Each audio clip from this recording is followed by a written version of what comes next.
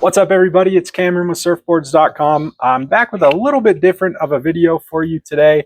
It is a little bit slower for us at Surfboards.com. We're all shipped, we're mostly received, and almost everything's up on the website. So today, looking at surf news, seeing what's going on, and the topic of surf gangs or surf thugs came up.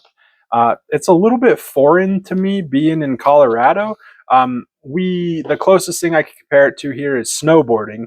And of course, there's purist snowboarders up there who, want the mountain to themselves or whatever. But there's also an undeniable 100-person long line at the ski lift at any point. So there's really no holding down a mountain or having your territory on a mountain.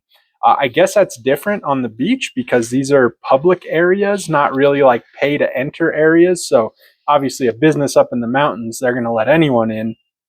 A public beach, presumably anybody could come in, but I guess that also leaves it open for the wrong people to get in, and in this case, supposedly take over.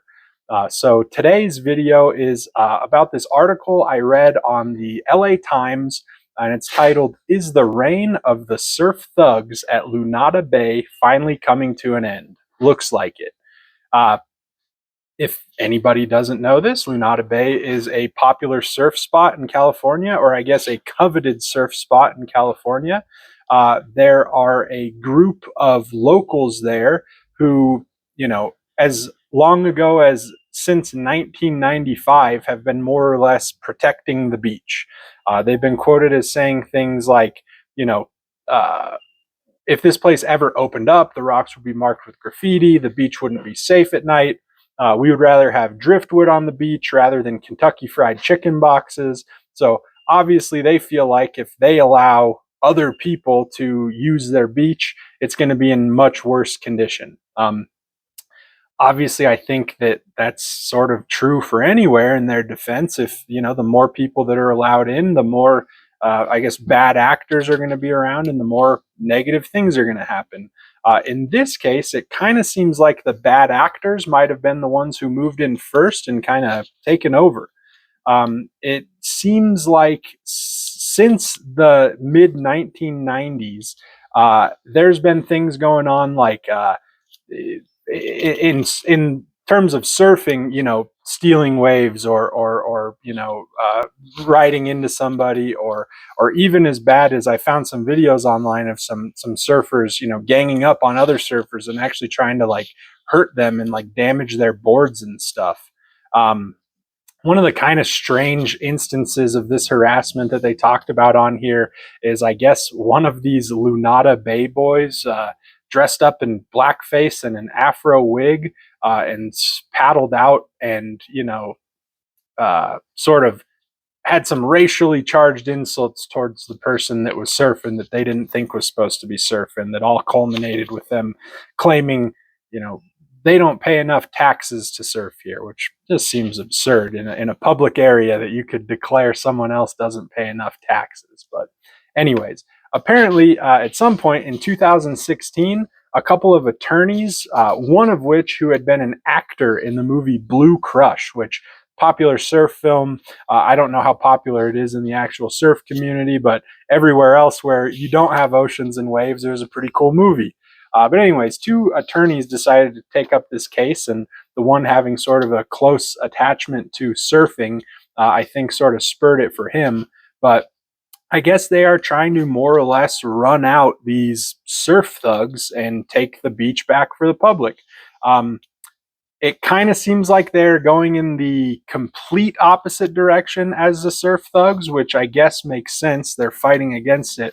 But one of them was quoted as saying, as soon as it's done, we're going to turn this place into Waikiki, which I'm sure is the last thing that these surf thugs want to hear, is that, yeah, we're going to we're going to blow the top off this place, basically. But it sounds like these attorneys are having some success. They started out by suing locals at the area, sort of like people they determined as like ringleaders or maybe the most responsible for this stuff. And that sounds kind of silly, like, oh, what do they do? Some little civil suit, no big deal. One defendant in this suit settled with these attorneys, apparently because it was clear that he had violated either some laws or some rules. He paid a $90,000 settlement, and he was banished from a year from Lunada Bay. So I don't know what he had done. They are not specific.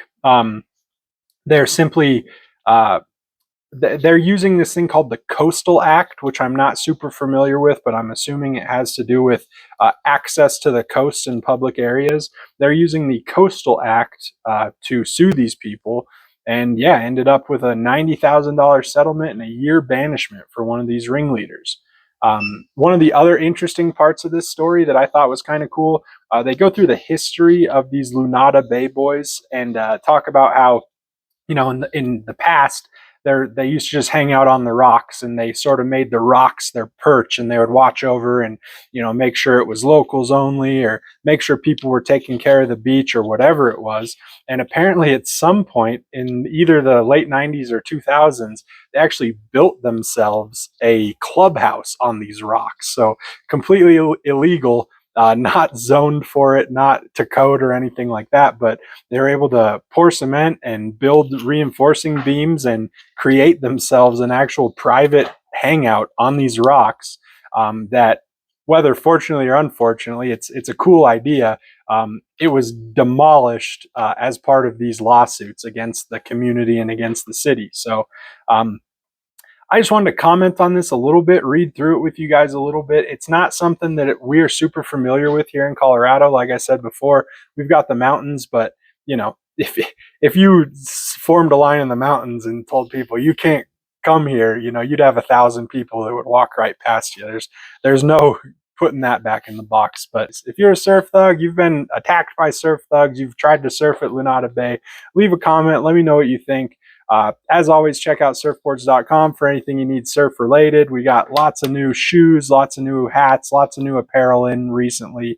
We're working on getting a bunch of new boards in as well. So check us out on Instagram. We always appreciate interaction. So love to hear from you. And thanks for watching, guys. Have a good day.